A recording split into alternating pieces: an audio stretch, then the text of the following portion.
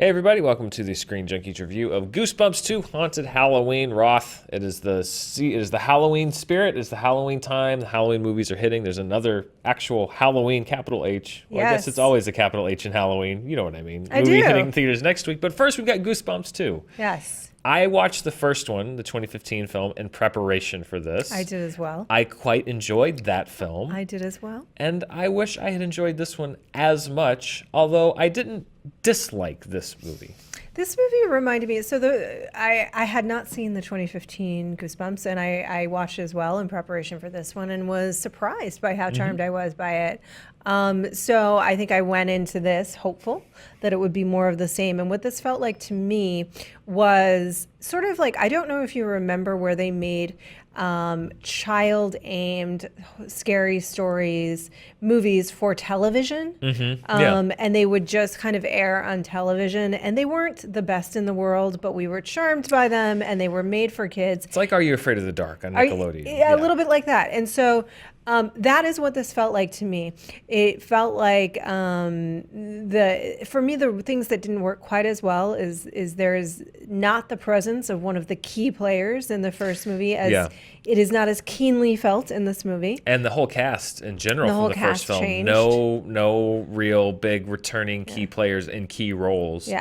Which I thought was a shame because I think that's part of what made the first movie work so well. I think it absolutely is. And here, it's not to slam anyone. I don't think anyone in this film is bad.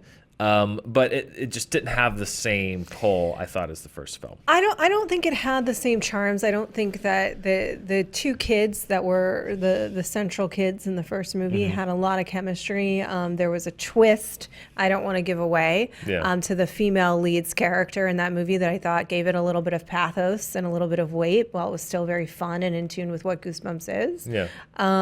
So I think it captured the essence of the books in a way that it was whimsical and charming, a little bit scary, and it had some element of pathos to it in that first film. This lacked that for me. I think the female lead in this film, no fault of her own, the character became quite one note. She was burdened by responsibility and disappointed in others. And so there was it didn't have the same sense of charm. That said, some of the monsters, I think, were a little scarier in this movie. A little bit. And we were in a screening with a bunch of little kids, and there was lots of delighted noise making from them. This movie is made for them, and I think that a lot of times a movie like this that will work for a younger child, we are spoiled in the last 10 years or so that we have as many films that work for adults and kids as we do. I think this will definitely work for kids. Not super young kids, though. I would say under six and under, I think would be too scary. Even in a way, I think a little bit scarier than the first one. In some ways. I think that you're right. There's not as much for the adults to latch onto. Part of it is that it did the thing that you see in so many sequels across franchises where it takes a character from the first one, in this case it's Slappy, who was the best of the monsters, and I think that a vocal performance from Jack Black that really made that character fun.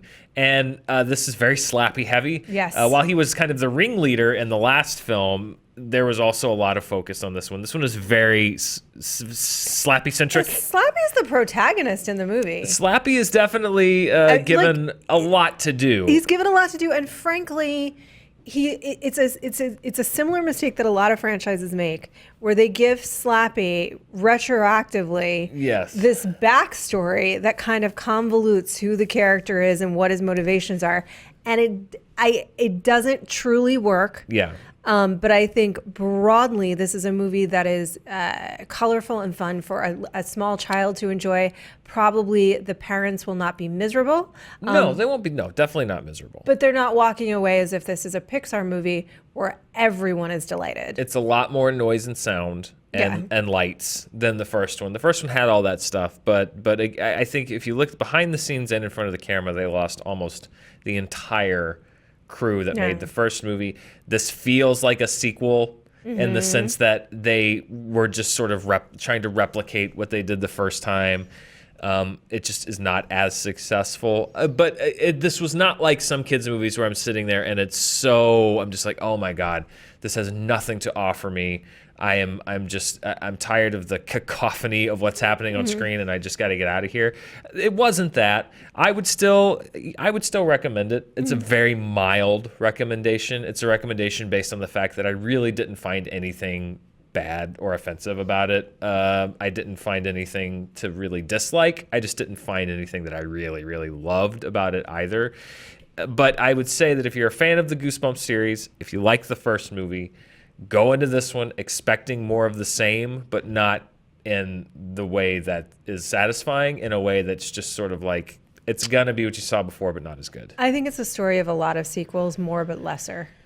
It's more but addition by or subtraction by addition. Yeah, if that I makes agree. Any sense. I think it's sort of, you got a replication with less impact in this second story. So I would very mildly recommend it. I would say if you're looking for something to go see with your kids, perfect. Sure. Yeah. This is kind of a great fit this weekend. But if you're looking for something to go see for you, you may want to wait until this is available to you at home, and then it's just something you can sort of lightly enjoy there.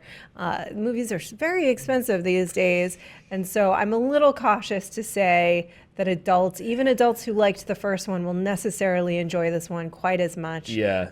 But if you're just looking for something to go to with your kids this weekend, it's a fun movie for kids. Yeah, why not? Why right. not? Yeah. So 2 very tepid recommendations for Goosebumps. 2 probably more if you have kids that want something that's very Halloweeny to watch.